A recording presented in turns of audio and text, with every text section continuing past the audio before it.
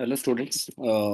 ಇವತ್ತು ನಾನು ನಿಮಗೆ ಆ್ಯಸ್ ಇನ್ ಸಿಕ್ಸ್ ಸೆಮಿಸ್ಟ್ರಲ್ಲಿ ನಿಮಗೆ ಅಡ್ವಾನ್ಸ್ಡ್ ಫಿನಾನ್ಷಿಯಲ್ ಮ್ಯಾನೇಜ್ಮೆಂಟಲ್ಲಿರೋ ಒಂದು ಟಾಪಿಕ್ನ ತೊಗೊಂಡಿದ್ದೀನಿ. That is cost of capital ಅನ್ನೋ ಚಾಪ್ಟರ್ ಇದು. ಸೊ ಇದರಲ್ಲಿ I am just concentrating year ನಿಮಗೆ weighted average cost of capital. So before going to weighted average cost of capital ಇಂತ ಮುಂಚೆ, ಸೊ ಕಾಸ್ಟ್ ಆಫ್ ಕ್ಯಾಪಿಟಲ್ ಅಂತಂದರೆ ನಾವು ಒಂದು ಕ್ಯಾಪಿಟಲ್ನ ಅಕ್ವೈರ್ ಮಾಡ್ಬೇಕಾದ್ರೆ ಹೌ ಮಚ್ ಯು ಬೇರ್, ನಾವು ಎಷ್ಟು ಅದಕ್ಕೆ ಇಂಟ್ರೆಸ್ಟ್ ಆಗಿರ್ಬೋದು, in the form of dividend ಆಗಿರ್ಬೋದು, ಅದೇನು ಕೊಡ್ತೀವಿ ಅದನ್ನು ಕಾಸ್ಟ್ ಆಫ್ ಕ್ಯಾಪಿಟಲ್ ಅಂತ ಕರಿತೀವಿ. So in the cost of ಕ್ಯಾಪಿಟಲಲ್ಲಿ ಮೇಜರ್ ಆಗಿ so capital four major group ಆಗಿ ಐಡೆಂಟಿಫೈ ಮಾಡಿದ್ವಿ. ದಟ್ ಈಸ್ ತ್ರೀ, ಬಟ್ ಅದು ಫೋರ್ ಮಾಡಿದ್ವಿ. One is cost of equity, cost of preference, cost of debt ಅಂದರೆ debentures bonds include ಆಗಿರೋದು, ಮತ್ತು cost of retained earnings. So these are the major four cost we divided for specific ಕಾಸ್ಟ್ಗೆ ಇದು ಮಾಡಿರೋದು. So first weighted cost of average cost of capital ಹೋಗೋಕ್ಕಿಂತ ಮುಂಚೆ ನಾವು cost of equity specific ಕಾಸ್ಟ್ಗಳು ಏನೇ ಯಾವ ರೀತಿ ಫಾರ್ಮುಲಾ ಹಾಕಿ ಮಾಡ್ತೀವಿ ಅಂತ ನೋಡೋಣ. ಫಸ್ಟು ಕಾಸ್ಟ್ ಆಫ್ ಈಕ್ವಿಟಿನ ನಾವು ಗ್ರೋತ್ ಮಾಡಲಲ್ಲೇ ಯೂಸ್ ಮಾಡೋದು most of the time. So formula cost of equity is equal to D divided by P plus G. D is dividend, P ಅಂದರೆ ಇಶ್ಯೂ ಪ್ರೈಸ್ ಆಗಿರ್ಬೋದು, ಸೇಲ್ಸ್ ಪ್ರೈಸ್ ಆಗಿರ್ಬೋದು, market presently ಎಷ್ಟಿರುತ್ತೆ ಅದನ್ನು ತಗೋತೀವಿ. Growth, what is the growth rate in percentage. So this is obviously irredeemable. ಇದು perpetuity ಇರುತ್ತೆ, ಯಾವುದೇ ರೀತಿ ಇಷ್ಟು ವರ್ಷ ಅಂತೆಲ್ಲ any time you can change over. That's why there is no perpetuity, and taxation ಕೂಡ ಇದಕ್ಕೆ ಇನ್ಕ್ಲೂಡ್ ಆಗೋದಿಲ್ಲ.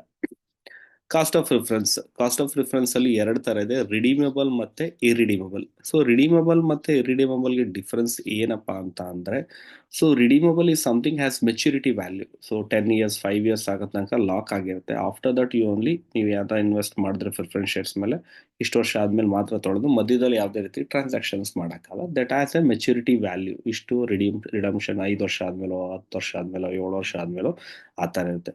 ಸೊ ಅದಕ್ಕೆ ಕಾಸ್ಟ್ ಯಾವ ರೀತಿ ಕಂಡುಹಿಡಿಯೋದು, using this formula, redeemable formula. So D plus R V minus I P whole divided by R V minus I P ಏನಿದೆ, ಇದನ್ನ divided by ಏನು ಮಾಡ್ತೀರಾ, ಎನ್ ಪಿ ಅಷ್ಟನ್ನ ಮಾಡಿ whole divided by R V. R V ಅಂದ್ರೆ ಏನು ಅಂತಂದ್ರೆ redeemable value. Redeemable value ಅಂತಂದ್ರೆ ಫಾರ್ ಎಕ್ಸಾಂಪಲ್ ನಾನು ಹೇಳಿದೆ ಇಷ್ಟು ವರ್ಷ ಆದ್ಮೇಲೆ ಅಂತ ಹೇಳಿದ್ನಲ್ಲ, ಇಷ್ಟು ವರ್ಷ ಆದ್ಮೇಲೆ ಎಷ್ಟು ವ್ಯಾಲ್ಯೂ ಕೊಡ್ತೀರಾ, 100 ರೂಪಾಯಿಗೆ ಜಾಸ್ತಿನಾದ್ರು ಕೊಡ್ಬೋದು, ಡಿಸ್ಕೌಂಟಲ್ಲಿ ಯಾರು ಇಸ್ಕೊಡಲ್ಲ ಯೂಶಲ್ ಆಗಿ. ಪ್ರೀಮಿಯಮ್ ಅಲ್ಲಿ ಅಥವಾ ಪಾರ್, ಯು ನೋ ದಟ್ ಪ್ರೀಮಿಯಂ ಅಂತಂದ್ರೆ ಆ ವ್ಯಾಲ್ಯೂಗಿಂತ ಜಾಸ್ತಿ ಕೊಡೋದು, ಪಾರ್ ಅಂತಂದ್ರೆ ಸೇಮ್ ವ್ಯಾಲ್ಯೂ. ಅದು ಇಶ್ಯೂ ಪ್ರೈಸ್ ಅಂದ್ರೆ ಪ್ರೆಸೆಂಟ್ ಆಗಿ ಎಷ್ಟು ಇಶ್ಯೂ ಮಾಡ್ತಾ ಇದ್ದೀರಾ ಅಂತ. ಈ ಇಶ್ಯೂ ಪ್ರೈಸ್ ಅಲ್ಲಿ ನೀವು we can includes flotation cost, ಒಂದು ಇಶ್ಯೂ ಕಾಸ್ಟು ಅದನ್ನ ತಗೋಬಹುದು. ಓಕೆ, ಸೊ ಅದನ್ನ ಮೈನಸ್ ಮಾಡಬೇಕು. ಇಶ್ಯೂ ಪ್ರೈಸ್ ಅಲ್ಲಿ ಅದಿದ್ರೆ ಅದನ್ನ ಮೈನಸ್ ಮಾಡಬೇಕಾಗತ್ತೆ. ಸೊ ಈ ಫಾರ್ಮುಲಾ ಯೂಸ್ ಮಾಡಿ ನಮ್ಮ ಏನಂತಾರೆ, ನಮ್ಮ ಎಷ್ಟು ವರ್ಷ, ನಂಬರ್ ಆಫ್ ಇಯರ್ಸ್, ಅದನ್ನ ಇಟ್ಕೋತೀವಿ. So dividend it's suppose to be in rupees. Dividend percentage ಅಲ್ಲಿರಲ್ಲ, ದಟ್ಸ್ ಇನ್ ರುಪೀಸ್ ಅಲ್ಲಿ ಮೆನ್ಷನ್ ಮಾಡಿರುತ್ತೆ, ಅಮೌಂಟ್ ಅಲ್ಲಿ ಇದ್ದಿರುತ್ತದೆ. ಇನ್ನು ಇರಿಡಿಮಬಲ್ಗೆ ಏನಿಲ್ಲ, ಸೇಮ್ ಫಾರ್ಮುಲಾ, ಬಿಕಾಸ್ ಯೂಶಲ್ ಆಗಿ ಪ್ರಿಫರೆನ್ಸ್ ಶೇರ್ಸ್ ಯೂಶಲ್ ಆಗಿ 10% ಫಿಕ್ಸೆಡ್ ಡಿವಿಡೆಂಡ್. ಅದು ಸೊ ಕಂಪ್ನಿ ಪ್ರಾಫಿಟ್ ಆಗಿ ಲಾಸ್ ಆಗಲಿ, that's a fixed dividend, that is liable ಇರುತ್ತೆ ಅದು. ಓಕೆ, ಸೊ 10% 5% ಏನಿರುತ್ತೆ ಅದನ್ನೇ ಡೈರೆಕ್ಟ್ ಆಗಿ ತಗೋದು. ಇಲ್ಲೂ ಕೂಡ ಟ್ಯಾಕ್ಸ್ಗಳು ಕನ್ಫರ್ಮ್ ಅಲ್ಲ. Next is cost of debt. Cost of debt ಅಂತಂದ್ರೆ debt includes debenture, bonds, long term loans, ಯಾವುದೇ ರೀತಿ ಇರುತ್ತೆ. ಅದರಲ್ಲಿ ಎರಡು ಥರ ಇರುತ್ತೆ. ಇರಿಡಿಮಬಲ್ ಆಲ್ರೆಡಿ ಹೇಳ್ದಂಗೆ, ಸೊ ಯಾವುದೇ ರೀತಿ ಮೆಚುರಿಟಿ ಇಲ್ಲ. ಸೊ ಯಾವ ಬೇಕಾದ್ರೆ ಅದನ್ನು ನೀವು ವಾಪಸ್ ಮಾಡ್ಬೋದು, ಅಥವಾ ರಿಟರ್ನ್ ಮಾಡ್ಬೋದು, ಅಥವಾ ರೀಪೇ ಮಾಡ್ಬೋದು. ಸೊ ಅದಕ್ಕೆ formula R into 1 - T. Rate of interest, ಅದ್ರಲ್ಲಿ ಟ್ಯಾಕ್ಸ್ ನೋಡಿ, ಇದು ಆಫ್ಟರ್ ಟ್ಯಾಕ್ಸ್ ನಾನು ಮಾಡ್ತಾ ಇರೋದು. ಅಂದರೆ 1 - ಟಿ ತೊಗೊಂಡಿದ್ದೀವಿ ಅಂದರೆ ಟ್ಯಾಕ್ಸ್ ಕಳೆದ್ರೆ ಎಷ್ಟಾಗುತ್ತೆ. ಈಗ 10% ಇಂಟ್ರೆಸ್ಟ್ ಕೊಡ್ತೀವಿ ಅಂದರೆ ಟ್ಯಾಕ್ಸ್ ಬೆನಿಫಿಟ್ನ ತೊಗೊಳ್ಳೇಬೇಕು. ಯಾಕೆಂದರೆ ಇದನ್ನು ಎಕ್ಸ್ಪೆನ್ಸಸ್ ಆಗಿ ತೋರಿಸೋದ್ರಿಂದ ಅದು ಕಡಿಮೆ ಆಗುತ್ತೆ ನಮಗೆ. ಸೊ ಅದಕ್ಕೋಸ್ಕರ ಟ್ಯಾಕ್ಸ್ ತೊಗೊಳೋದ್ರಿಂದ 1 - ಟಿ ಮಾಡಿ ಇದನ್ನ ಯೂಸ್ ಮಾಡ್ತೀವಿ. So redeemable same like preference shares ಹೆಂಗೆ ಮಾಡ್ತೀವಿ ಅದೇ ಥರ ಇರುತ್ತೆ. ಅಲ್ಲಿ ಡಿವಿಡೆಂಡ್ ಕೊಡ್ತೀವಿ, ಬಟ್ ಇಲ್ಲಿ ಡಿವಿಡೆಂಡ್ ಇರಲ್ಲ.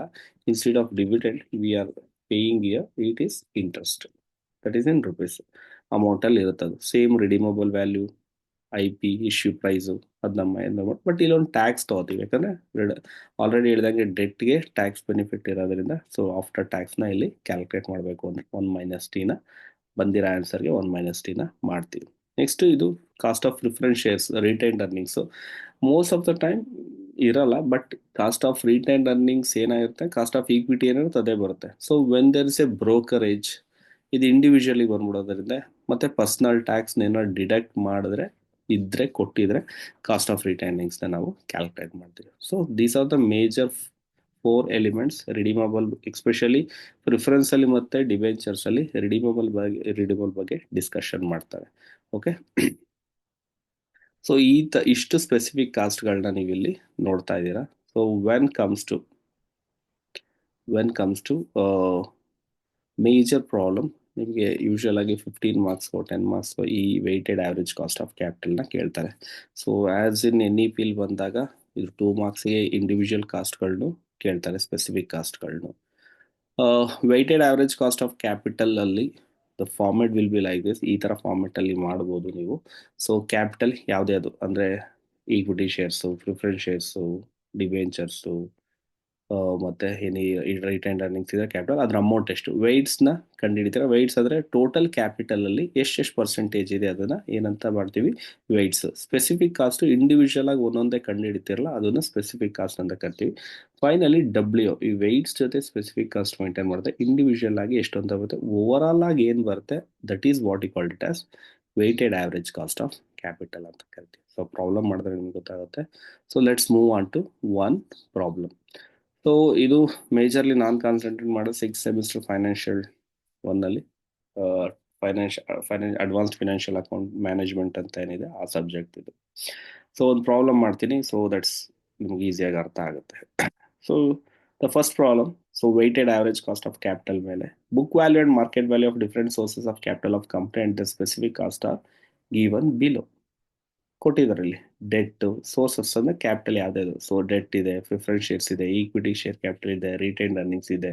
ಸೊ ಇದೆಲ್ಲ ಬುಕ್ ವ್ಯಾಲ್ಯೂ ಎಷ್ಟಿದೆ, ಮಾರ್ಕೆಟ್ ವ್ಯಾಲ್ಯೂ ಇದೆ, ಅವರೇ ಸ್ಪೆಸಿಫಿಕ್ ಕಾಸ್ಟ್ ಕೊಟ್ಟಿದ್ದಾರೆ. That's clear cut problem. ನೀವು ಸ್ಪೆಸಿಫಿಕ್ ಕಾಸ್ಟ್ನ ಕ್ಯಾಲ್ಕುಲೇಟ್ ಮಾಡೋ ನೆಸೆಸಿಟಿ ಇಲ್ಲ, ಯಾಕೆಂದರೆ ಡೈರೆಕ್ಟ್ ಆಗಿ ಅವರೇ ಕೊಟ್ಬಿಟ್ಟಿದ್ದಾರೆ. This is a basic problem. Determine the weighted average cost of capital using book value weights and market value weights. So first ನಾವು ಬುಕ್ ವ್ಯಾಲ್ಯೂ ಮೇಲೆ ಮಾಡೋಣ. ಸೊ WCC, ಯಾಕಂದರೆ ಇಲ್ಲಿ ಯಾವುದೇ ರೀತಿ ಸ್ಪೆಸಿಫಿಕ್ ಕಾಸ್ಟ್ಗಳನ್ನ ಕಂಡುಹಿಡಿಯೋ ನೆಸೆಸಿಟಿ ಇರಲ್ಲ. ಸೊ ಡೈರೆಕ್ಟಾಗಿ ನಾವು ಇಲ್ಲಿ ವೆಯ್ಟೆಡ್ ಆವ್ರೇಜ್ ಕಾಸ್ಟ್ ಆಫ್ ಕ್ಯಾಪಿಟಲ್ನ ಡೈರೆಕ್ಟಾಗಿ ಈ ಫಾರ್ಮೆಟಲ್ಲೇ ಮಾಡಿಬಿಡ್ಬೋದು. ಸೊ ಈ ಥರ ಪ್ರಾಬ್ಲಮ್ನು ಕೇಳ್ತಾರೆ and it's easy to do. So capital ಅಂತ ಬಂದಾಗ ನಮ್ಗೆ ಇಲ್ಲಿ ಡೆಟ್ ಇದೆ, ಪ್ರಿಫರೆನ್ಸ್ ಶೇರ್ ಕ್ಯಾಪಿಟಲ್ ಇದೆ, ಈಕ್ವಿಟಿ ಶೇರ್ ಕ್ಯಾಪಿಟಲ್ ಇದೆ, ಪ್ರಿಫರೆನ್ಸ್ ಈಕ್ವಿಟಿ ಶೇರ್ ಕ್ಯಾಪಿಟಲ್ ಇದೆ.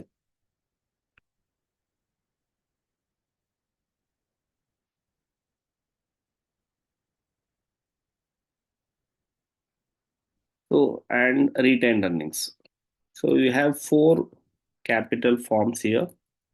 So totally one is debt, preference share capital, ಮತ್ತೆ retained earnings. So 4 forms capital ಇಲ್ಲಿ ನೀವು ನೋಡ್ತೀವಿ. ಅದರ ಅಮೌಂಟ್ ಅವ್ರು ಕೊಟ್ಟಿದ್ದಾರೆ. So first will do on book value weights. So book value weights ಪ್ರಕಾರ ಏನು ಮಾಡ್ತೀವಿ ಅದನ್ನ ನೋಡೋಣ. ಸೊ ಬುಕ್ ವ್ಯಾಲ್ಯೂ ವೆಯ್ಟ್ಸ್ ಅವರೇ ಕೊಟ್ಟಿದ್ದಾರೆ, that is 2 lakh. Preference share capital is 50,000 and this is 3 lakh and this is 1 lakh. So total is 6,50,000. Total is 6,50,000 ಅಂತ ನೋಡ್ತೀರಾ. So weights ಹೆಂಗೆ ಕಂಡಿದ್ದು, ಫಸ್ಟ್ ಇದಕ್ಕೆ specific cost also they have given, that is 5% ಕೊಟ್ಟಿದ್ದಾರೆ and 8%, 15% and 13%. So ಈ ಥರ ಇಲ್ಲಿ ಕೊಟ್ಟಿದ್ದಾರೆ. ಸೊ ವೆಯ್ಟ್ಸಿಗೆ ಬಂದಾಗ ನಾವು first how can you calculate the weights. Weights is calculated like this. ನೋಡಿ, ವೆಯ್ಟ್ಸ್ 2 lakh ಇದೆ ಡೆಟ್ಟು, ಟೋಟಲ್ ಕ್ಯಾಪಿಟಲ್ ಬಂದು 6,50,000 ಇದೆ. Out of that debt is 2 lakh, ಅದು ವೆಯ್ಟ್ಸ್ ಕಂಡು ಹಿಡಿತೀವಿ. ನೋಡಿ ಇಲ್ಲಿ ವೆಯ್ಟ್ಸ್ ಹೇಗೆ ಕಂಡು ಹಿಡಿಯೋದು ಅಂದರೆ debt is equal to 2 lakh divided by 6,50,000. So 2 lakh divided by 6,50,000 ಏನು ವ್ಯಾಲ್ಯೂ ಬರುತ್ತೆ. ಸೊ ಪರ್ಸೆಂಟೇಜ್ ಏನು ಮಾಡೋಕೆ ಹೋಗ್ಬೇಡಿ, ಡೈರೆಕ್ಟಾಗಿ ಅದೆಷ್ಟು ಪಾಯಿಂಟ್ ಇನ್ ಫ್ರಾಕ್ಷನ್ಸ್ ಅಲ್ಲೇ ಅದನ್ನು ಇಡೋಣ ಅದನ್ನು. So 2 lakh divided by 6,50,000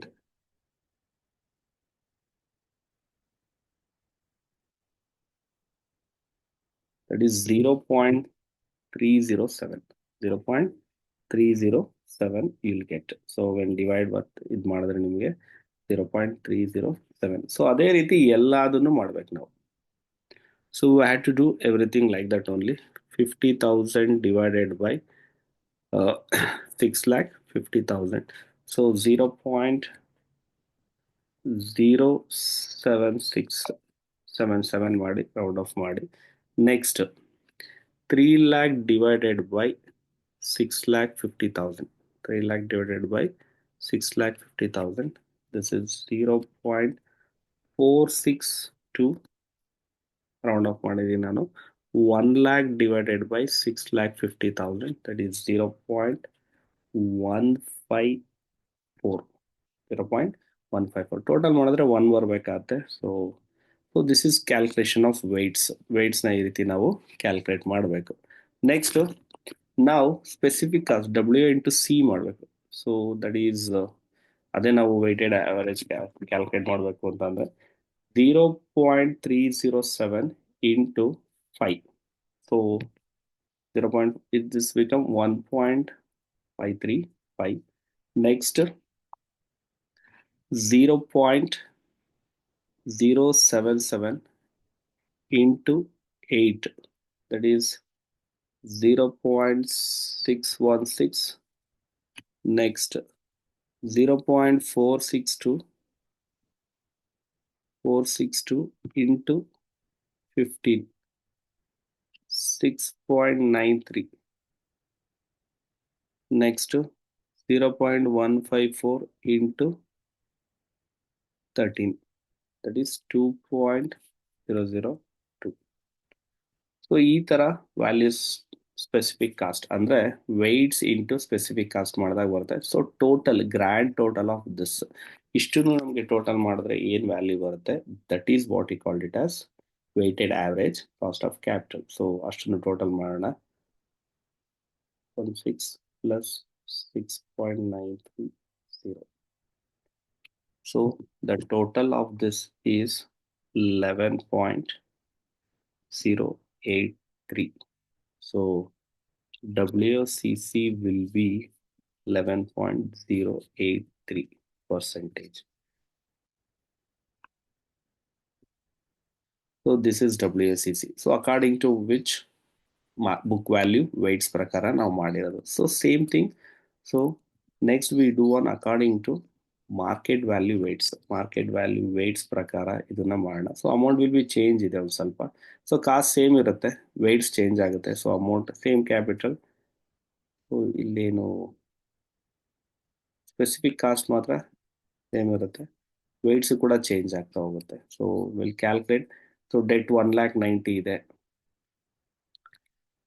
market value comparatively book ವ್ಯಾಲ್ಯೂಗಿಂತ ಕಡಿಮೆ ಇದೆ, ಅಂಡ್ ಪ್ರಿಫರೆನ್ಷಿಯಸ್ ಜಾಸ್ತಿ ಇದೆ, 55,000 ಇದೆ. ಈಕ್ವಿಟಿ ಶೇರ್ಸ್ ಡಬಲ್ ಇದೆ, ಆಕ್ಚುಲಿ ಮಾರ್ಕೆಟ್ ವ್ಯಾಲ್ಯೂ 6 lakh ಇದೆ. So total we can say 8,45,000. So no retained earnings, they are not taken retained earnings here. So 8,45,000 ಇದೆ. So ನಾವು ಈಗ ರಿಟೈನ್ಡ್ ಅರ್ನಿಂಗ್ಸ್ ಇಕ್ವಿಟಿ ಶೇರ್ಸ್ ಇದು ಕೊಟ್ಟಾಗ, ಸೊ ಡೆಟ್ ವ್ಯಾಲ್ಯೂ ಏನಿದೆ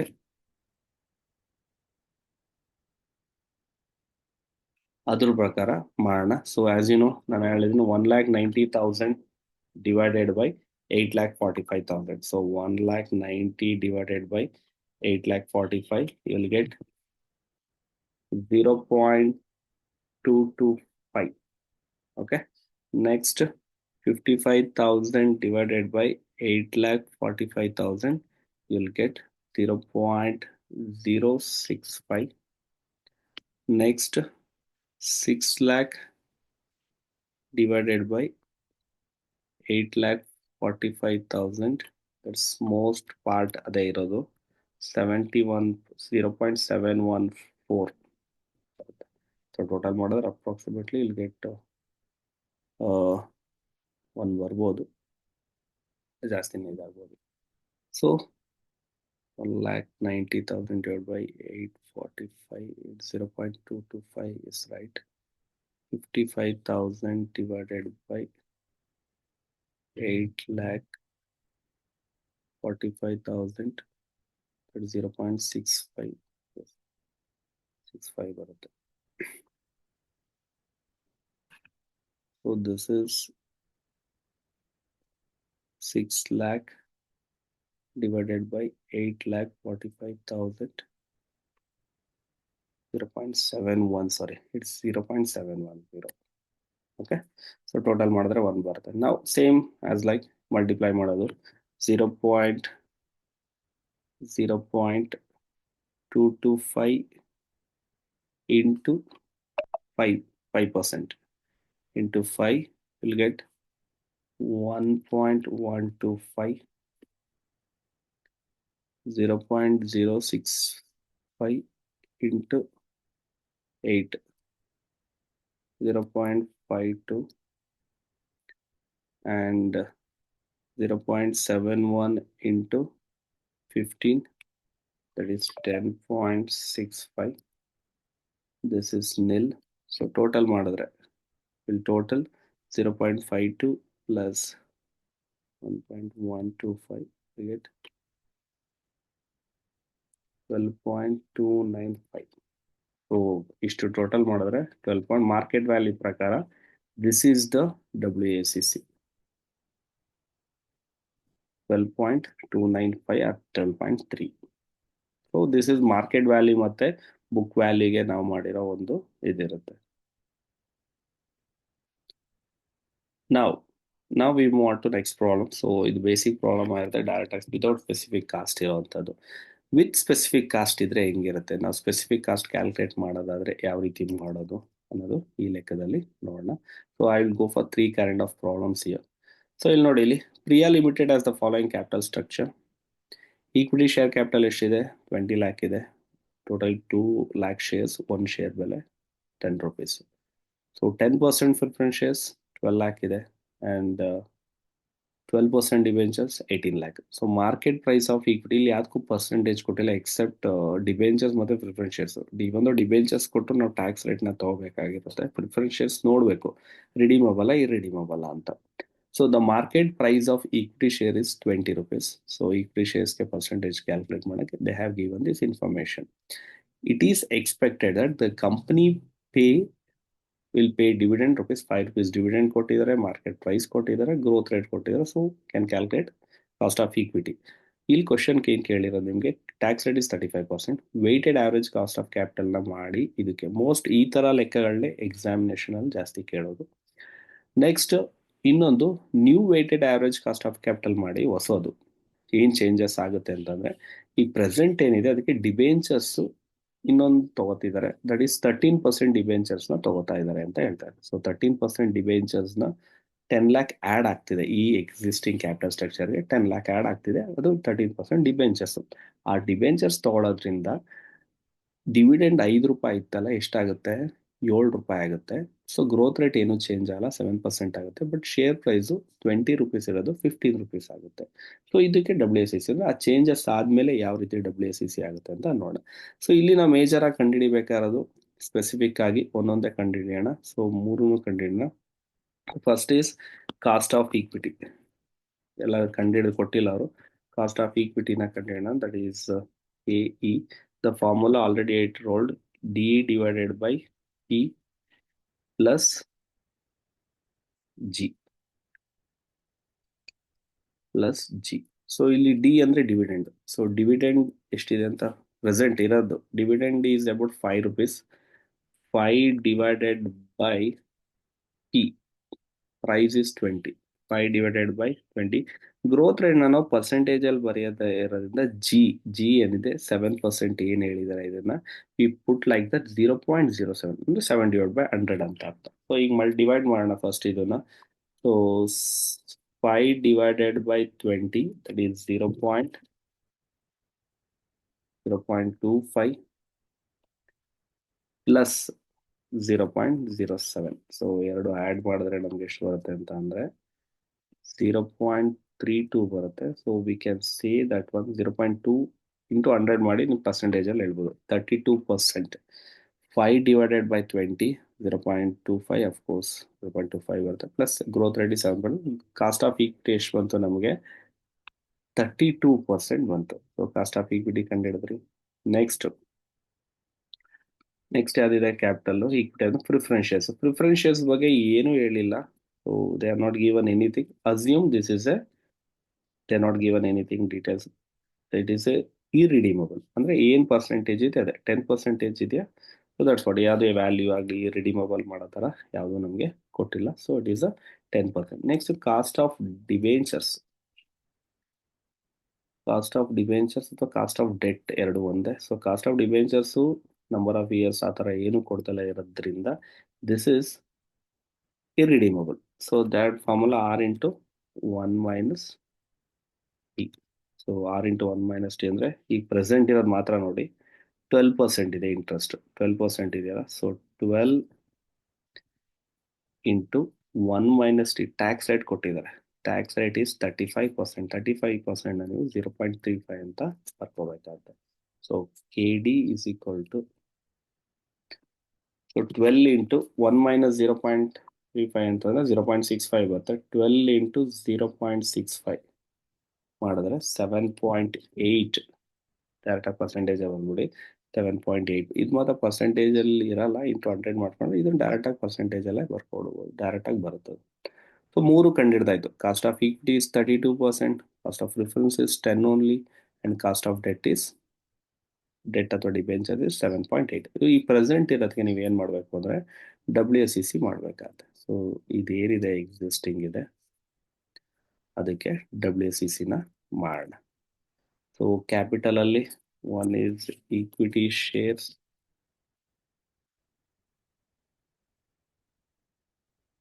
ಇನ್ನೊಂದು preference shares, ಇನ್ನೊಂದು ಎಷ್ಟದು 12% ಮೆನ್ಷನ್ ಮಾಡೋಣ. 10% ಡಿಬೆಂಚರ್ಸ್.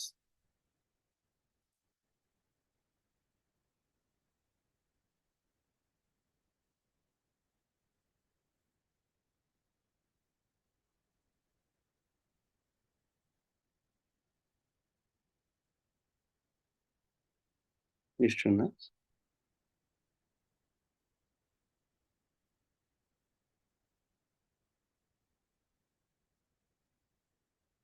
ಮೂರು ಕ್ಯಾಪಿಟಲ್ ಇದೆ. ಸೊ 3 ಕ್ಯಾಪಿಟಲ್ಗೆ ಬರಿದೆ. ಸೊ ಅಮೌಂಟ್ ಆಲ್ರೆಡಿ ಅವ್ರು ಕೊಟ್ಟಿದ್ದಾರೆ. 20 ಲ್ಯಾಕ್, 12 ಲ್ಯಾಕ್ ಮತ್ತೆ 18 lakh. So 20 lakh, 12 lakh, 18 lakh. So total ಮಾಡಿದ್ರೆ ವಿಲ್ ಗೆಟ್ 50 ಲ್ಯಾಕ್. ಸೊ ಇದಕ್ಕೆ ವೆಯ್ಟ್ಸ್ ಕಂಡಿಡ್ಬೇಕು. ಆಲ್ರೆಡಿ ವೆಯ್ಟ್ಸ್ ಕಂಡಿಡಿಯೋದು ನಿಮ್ಗೆ ಹೇಳಿದ್ದೆ ನಾನು. So how you calculate the weights and all. 20 lakh divided by 50 lakh. So 20 lakh divide by 50 lakh ಏನು ಬರುತ್ತೆ value? So that is we can say that is 0.4. 0.4 ಬಂತು. And 12 lac divided by 50 lac 0.24. And 18 lac divided by 50 lakh 0.36. So ಈ ಥರ ವೆಯ್ಟ್ಸ್ಗಳು ಬರುತ್ತೆ. Individual ಆಗಿ ಒಂದೊಂದು ಐದರದ್ದು ಎಷ್ಟು weights ಅಂತ ಇಲ್ಲಿ ಕ್ಯಾಲ್ಕುಲೇಟ್ ಮಾಡಿದ್ರೆ ನೀವು ಟೋಟಲ್ ಮಾಡಿದ್ರೆ 1 ಬರಬೇಕದು. ಸೊ ಸ್ಪೆಸಿಫಿಕ್ ಕಾಸ್ಟ್ ಇಲ್ಲಿ ಕಂಡಿಡಿದ್ರಿ ನೀವು. ಇದು 32% cost of equity, this is 10%, and this is 7 point after tax ತಗೊಂಡಿರೋದು 7.8% ಇಲ್ಲ ಆಯಿತು. ಸೊ ಇಂಡಿವಿಜುವಲ್ ಆಗಿ ನೀವು ಸ್ಪೆಸಿಫಿಕ್ ಕಾಸ್ಟ್ ಕಂಡಿಡಿ in same W into C ಅಂದರೆ 0.4 into 32. 0.4 into 32 that is 12.8. next 0.24 into that is 2.4 and 0.36 into 7.8 that is 2.808. so all together ಈ ಮೂರನ್ನು add ಮಾಡಿದ್ರೆ ನಮಗೆ 12.8 plus 2.4 equal to that is become 18.008. ಅಂದ್ರೆ present WACC ಎಷ್ಟಪ್ಪ ಅಂತ ಅಂದರೆ ಕಂಪ್ನಿದು ಎಕ್ಸಿಸ್ಟಿಂಗ್ ಕ್ಯಾಪಿಟಲ್ ಸ್ಟ್ರಕ್ಚರ್ಗೆ 8%. This is existing. Next question ಇದು ಮಾಡಿದ್ರೆ new weighted average cost of capital ಮಾಡಿ ಕಂಪ್ನಿ ಈಗ ಪ್ರೆಸೆಂಟ್ ಏನಿದೆ ಡಿಬೆಂಚರ್ ಒಂದು ಹೊಸ್ದಾಗಿ ಆ್ಯಡ್ ಆಗ್ತಿದೆ. ಸೊ ಡಿಬೆಂಚರ್ ಹೊಸ್ದಾಗಿ ಆ್ಯಡ್ ಆದಾಗ ನೀವು ಕಾಸ್ಟ್ ಆಫ್ ಡಿಬೆಂಚರ್ಸ್ ಹೊಸ್ದಾಗಿ ಮಾಡಬೇಕಾಗುತ್ತೆ ಮೊದಲೇದು. ಕಾಸ್ಟ್ ಆಫ್ ಡಿಬೆಂಚರ್ಸ್ ನೀವು ಏನು ಮಾಡಬೇಕು, ಹೊಸ್ದಾಗಿ ಅದನ್ನ ಕ್ಯಾಲ್ಕುಲೇಟ್ ಮಾಡಬೇಕು. So it's a B. Next ಇದಕ್ಕೆ ನಾನು ಮಾಡ್ತಾ ಇರೋದು. ಸೊ ಇದರಲ್ಲಿ ಕಾಸ್ಟ್ ಆಫ್ ಡಿಬೆಂಚರ್ಸ್ನ ಆ್ಯಡ್ ಮಾಡಬೇಕು. ಕಾಸ್ಟ್ ಆಫ್ ಡಿಬೆಂಚರ್ಸ್ ಹೊಸ್ದಾಗಿ ಆ್ಯಡ್ ಮಾಡ್ತಾ ಇರೋ ಪರ್ಸೆಂಟೇಜ್ ಎಷ್ಟು ಹೇಳಿದ್ದಾರೆ, 13% ಹೇಳಿದ್ದಾರೆ. So had to take 13%. So tax rate ಎಲ್ಲ ಸೇಮ್ ಇರುತ್ತೆ, 13% ಇದೆ. ಸೊ ಅದ್ರ ಬೇಸಿಸ್ ಮೇಲೆ ಮಾಡ್ತೀವಿ ನಾವು. ಸೊ 13% ಇಂಟು 1 ಮೈನಸ್ 0.535 ಅಂತಂದರೆ ಇಟ್ಸ್ 13 ಇಂಟು 0.65. ಸೊ 8.45 ಬರ್ತದೆ. ದಿಸ್ ಸ್ಟೆಪ್ ಇನ್ನೊಂದು ಸ್ಟೆಪ್ ನಿಮಗೆ ಹೇಳಿಲ್ಲ. That is 13 into 0.65. 1 ಮೈನಸ್ 0.35 ಮಾಡಿದ್ರೆ 0.65 ಬರುತ್ತೆ. ಸೊ ಆನ್ಸರ್ ಇಸ್ 8.45 ಬರುತ್ತೆ. ಸೊ ಹೊಸ ಕ್ಯಾಪಿಟಲ್ ಸ್ಟ್ರಕ್ಚರ್ ಬಂದಾಗ ಇನ್ನೊಂದು ಕಾಸ್ಟ್ ಡಿಬೆಂಚರ್ ಆ್ಯಡ್ ಆಗುತ್ತೆ. ಸೊ ಹೊಸ ಕ್ಯಾಪಿಟಲ್ ಆಗುತ್ತೆ ಇಸ್ 8.45. ಇದರಿಂದ ಏನು ಚೇಂಜ್ ಆಗುತ್ತೆ ಅಂತ ಹೇಳಿದಾರೆ ಅಂತ ಅಂದರೆ ರಿಸಲ್ಟ್ಸ್ ಇನ್ ಡಿವಿಡೆಂಡು ಪ್ರೆಸೆಂಟ್ 5 ರೂಪಾಯಿ ಇತ್ತಲ್ಲ 7 ರೂಪಾಯಿ ಆಗುತ್ತೆ, 7 ರೂಪೀಸ್ ಆಗುತ್ತೆ. ಆ್ಯಂಡ್ ಆಲ್ಸೋ 20 ರೂಪೀಸ್ ಇರೋ ಒಂದು ಶೇರು 15 ರೂಪೀಸ್ ಆಗುತ್ತೆ. ಗ್ರೋತ್ ರೇಟ್ ಏನು ಚೇಂಜ್ ಆಗಲ್ಲ. So this is cost of equity ಕೂಡ ಏನಾಗುತ್ತೆ ಇಲ್ಲಿ ಚೇಂಜ್ ಆಗುತ್ತೆ. ಅದೆಷ್ಟು ಚೇಂಜ್ ಆಗುತ್ತೆ ಅಂತ ನೋಡೋಣ. So this become 7 rupees, this become 15 rupees. So ಈಗ ಕ್ಯಾಲ್ಕುಲೇಟ್ ಮಾಡಿ ನಾವು ಎಷ್ಟು ಆಗುತ್ತೆ ಅಂತ. 7 divided by 15 will get 0.4667, something like that. So almost 7 divided by 15 ಅಂದರೆ 15. ಸೊ 0.46 ಪ್ಲಸ್ ಅದಕ್ಕೆ ಆ್ಯಡ್ ಮಾಡಿ 0.07 ಆ್ಯಡ್ ಮಾಡಿ will get totally 0.536. 666 it goes on 537 ಮಾಡೋಣ ಬೇಕಾದ್ರೆ. So finally answer is 53.67. almost 67. Okay, 53.67 cost of change. ಮುಂಚೆ ಎಷ್ಟಿತ್ತು ಕಾಸ್ಟ್ ಆಫ್ ಈಕ್ವಿಟಿ? 32 ಇದ್ದಿದ್ದು ಈ ಡಿವೆಂಚರ್ ಇಶ್ಯೂ ಮಾಡಿರೋದ್ರಿಂದ ಹೊಸದಾಗಿ ಇದೊಂದು ಬರುತ್ತೆ, ಮತ್ತೆ ಕಾಸ್ಟ್ ಆಫ್ ಈಕ್ವಿಟಿ ಏನಾಗುತ್ತೆ ಇಲ್ಲಿ ಚೇಂಜ್ ಆಗುತ್ತೆ. This are the changes for the ಈ ಲೆಕ್ಕಕ್ಕೆ. ಸೊ ಇದು ಮೋಸ್ಟ್ ಈ ಥರನೇ ಎಕ್ಸಾಮಿನೇಷನಲ್ಲಿ ರಿಪೀಟೆಡ್ಲಿ ಕೇಳಿದ್ದಾರೆ. So this is what existing ನೀವು ಮಾಡಿದ್ದು ಎಕ್ಸಿಸ್ಟಿಂಗಿಗೆ. Next weighted average capital same ಇದಕ್ಕೆ ನೀವು ನ್ಯೂ ಹೊಸದು ಮಾಡಬೇಕಾಗುತ್ತೆ. ಇಟ್ಸ್ ಅ ನ್ಯೂ, ಬಟ್ ಒಂದು ಸ್ವಲ್ಪ ಚೇಂಜಸ್ ಇರುತ್ತೆ. ಏನೇನು ಚೇಂಜಸ್ ಅಂತ ಹೇಳ್ತೀನಿ. ಇದೆಲ್ಲ ಸೇಮ್ ಇರುತ್ತೆ. ಸೊ ಒಂದು ಮತ್ತೆ ಇನ್ನೊಂದು ಆ್ಯಡ್ ಆಗ್ತಾ ಇರೋದು ಇಲ್ಲಿ ಏನು ಅಂತಂದರೆ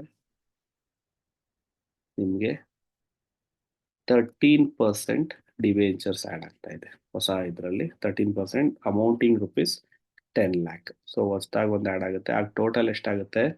60 ಆಗುತ್ತೆ. ಸೊ ಇದೆಲ್ಲ ಚೇಂಜಸ್ ಆಗುತ್ತೆ. ಇದು ಚೇಂಜಸ್ ಆಗುತ್ತೆ, ಇದೊಂದು ಚೇಂಜ್ ಆಗುತ್ತೆ. ಅದೇನು ಅಂತ ಹೇಳ್ತೀನಿ. ಸೊ ವೆಯ್ಟ್ಸ್ ಮಾಡೋಣ. ಈಗ ವೆಯ್ಟ್ಸ್ ಮಾಡ್ಬೇಕಾದ್ರೆ 2 ಡಿವೈಡೆಡ್ ಬೈ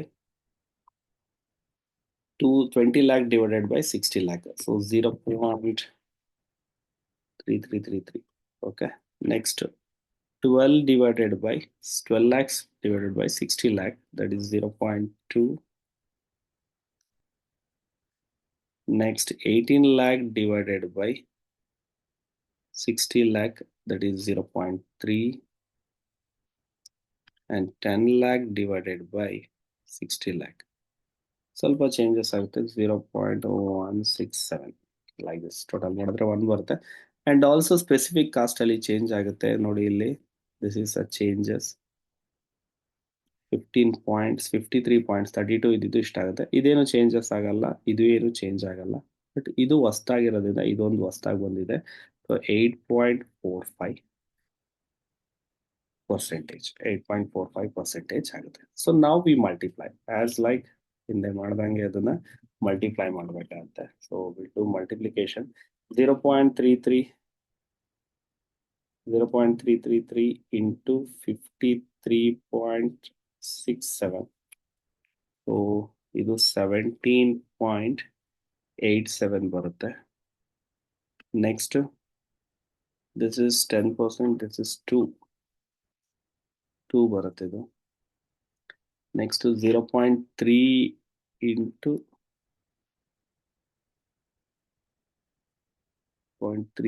7.8 2.34 ಬರುತ್ತೆ.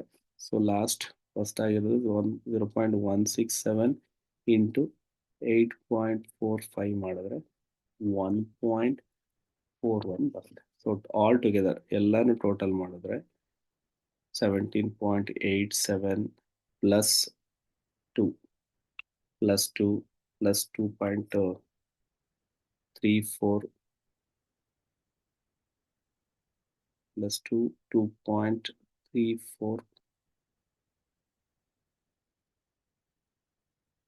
is equal to, we'll get 23.62.